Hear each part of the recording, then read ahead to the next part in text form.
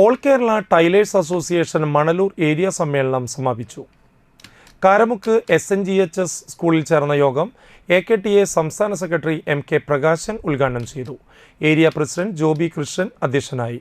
ജില്ലാ കമ്മിറ്റി അംഗം Shaibi Dayson, area secretary Bindu Jose, treasurer Selji Shaju, CC ആൻഡോ, Sheena Sunny, Jitha Sunilkumar, Shaija Raju, CD Jose തുടങ്ങിയവർ സംസാരിച്ചു. പുതിയ ഭാരവാഹികളായി പ്രസിഡന്റായി ജോബി കൃഷ്ണനെയും സെക്രട്ടറിയായി ബിന്ദു ജോസിനെയും ട്രഷററായി സെൽജി ഷാജുവിനെയും 15-അംഗ കമ്മിറ്റിയെ സമ്മേളനത്തിൽ തെരഞ്ഞെടുത്തു.